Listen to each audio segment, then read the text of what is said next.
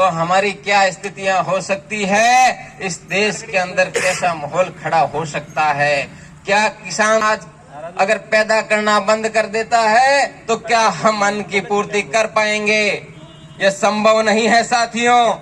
लेकिन राणेरी के अंदर एक फीडर है अपने गडियाड़ा फांटे पे, जिसका मैं प्रत्यक्षदर्शी हूँ और वहां से लोग भी आए हैं। अभी हिराई से अपने साथी आए हैं गेनाराम जी, और इन्होंने इस बात को भी रखा है कि राणेरी फीडर से आगे की जो सप्लाई है वो बिल्कुल मंत्रियों की तरह हो चुकी है, ईद के चांद की तरह। कभी तो नजर आती है और कभी नजर भी नहीं आती, कभी 24 घंटे तो कभी 48 घंटे के बाद आती है। इस बात पर विचार करना पड़ेगा कि अगर किसान को 24 घंटे और 48 घंटे के बाद अगर बिजली की व्यवस्था हो पाएगी तो क्या किसान अनाज पैदा कर पाएगा? ये बहुत ही गंभीर विषय है और सोचने वाला विषय है। लेकिन मंत्रियों को अवगत कराने के बाद भी इस पर किसी प्रकार की प्रशासनिक कार्रवाई नहीं होना, लोगों को नजरअंदाज करना, किसानों को नजरअंदाज करना, मैं समझता हूं उनको इस बात का घमंड हो गया होगा कि अब हम इन पदों पे पहुंच गए हैं, हमारा कोई क्या कर लेगा। तो आपको बता देना चाहते हैं कि ये वही विधानसभा क्षेत्र है साहब, जहां की जनता ने बड़ों को ये दिखा दिया है कि ये जनता चाहे तो पल में राजा और पल में फकीर भी बना सकती है। इसके साथ ही जो अपने सर्विस केबल होती है, जो पोल से लाइन जाती है, वो सारी की सारी क्षतिग्रस्त है। उसको चेंज करवाने के लिए हम लोग हैं वो लिखित में ज्ञापन दे रहे हैं।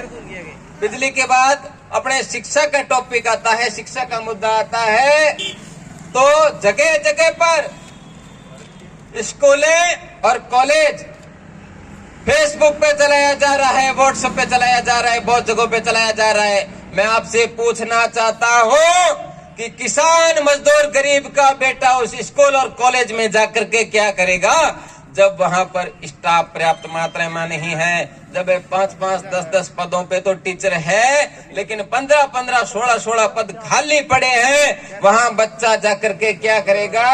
शिक्षा के मामले में मैं हमेशा दो लाइनें पढ़ता करता हूं, तो मेरे आदर्श बाबा साहब ने कही थी कि शिक्षा शेरनी का वो दूध है, इसे जो जितना पिएगा उतना दहाड़ेगा, लेकिन दहाड़ तभी लगा पाएगा जब इस शेरनी का दूध हम लोग पी पाएंगे। शिक्षा के मंदिरों को इन लोगों ने सिर्फ उद्घाटन का एक माहौल बना के रखा है। शिक्षा से किसी नेता या प्रशासनिक अधिकारी को कोई सरोकार नहीं है, पद खाली पड़े हैं, वहां पे गरीब किसान और मजदूर के बच्चे पढ़ते हैं। लेकिन प्रशासनिक अधिकारियों को अवगत कराने के बाद भी इसके अंदर स्टाफ की पूर्ति नहीं होती है, और मंत्रियों को अवगत कराने के बाद, प्रदेश सरकार को अवगत कराने के बाद स्टाफ की पूर्ति नहीं होती है। तो कहीं ना कहीं आने वाले इस देश के भविष्य के साथ, बच्चे इस देश का भविष्य है, उस भविष्य के साथ सरकार की ओर से खिलवाड़ किया जा रहा है। हम सरकार को बता देना चाहते हैं कि जब शिक्षकों की आप जब तक भरपाई नहीं करोगे तब तक हमारी मांग है वो समय समय पर हम अपनी मांग रखते रहेंगे।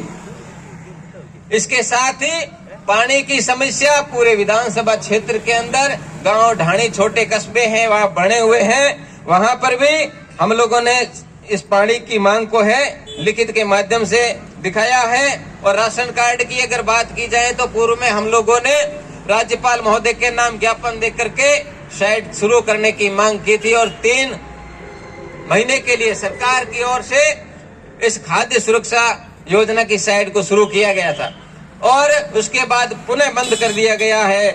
हम लोगों ने महामहिम राज्यपाल महोदय के नाम ज्ञापन लिख करके इस बात की मांग रखी है कि इस साइट को पुनः शुरू किया जाए, ताकि जो विधवा महिलाएं हैं, जो गरीब तबके के लोग हैं, जो पात्र व्यक्ति है और वंचित रह गए, उनको पुनः इस योजना के अंदर जोड़ करके इनको लाभ दिलाया जा सके।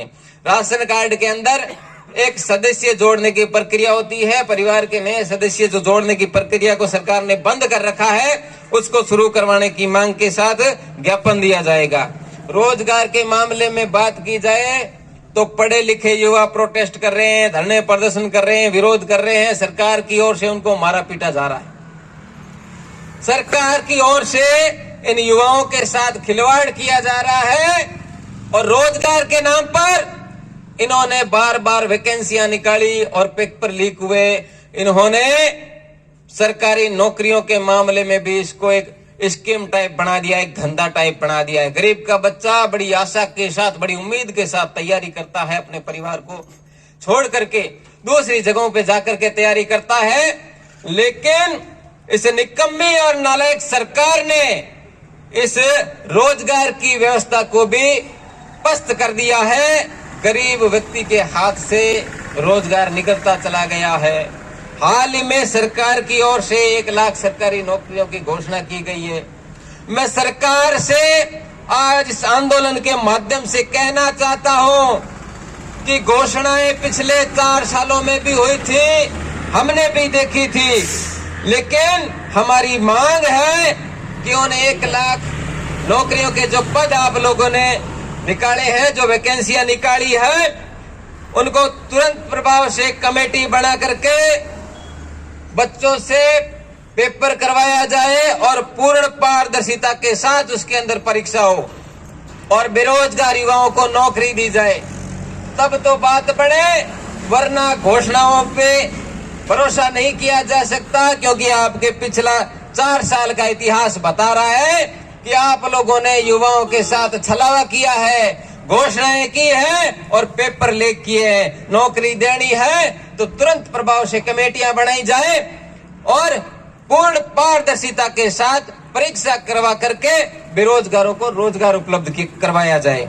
इसके साथ ही नरेगा के मामले में अगर बात की जाए तो हमारे काबिल साथी बसपा के जिलाध्यक्ष अपने प्रताप जी ने पिछले दिनों में अवगत भी कराया था प्रशासन को कि ऑनलाइन हाजिरी के चक्कर में नरेगा के अंदर कलेक्टर साहब जो है वहां आए थे, बीकानेर कलेक्टर, और वो निरीक्षण करके गए। बाकायदा मौके पर काम चल रहा था, लेकिन वो ऑनलाइन होने की वजह से मिसटोल नील हो गया। लोगों ने 15 दिन वहां मिट्टी डाली, लेकिन अंतिम समय में उनको बोल दिया गया कि आपका मिसटोल नील हो गया है। मैं पूछना चाहता हूं इस सरकार से कि गरीब व्यक्ति अपने घर को छोड़ करके नरेगा पे जाता है, कम से कम उसको वहां तो बख्श दीजिए। आपने इसका नाम महात्मा गांधी नरेगा गारंटी योजना रखा हुआ है, तो इसमें तो कम से कम गारंटी रखिए आप।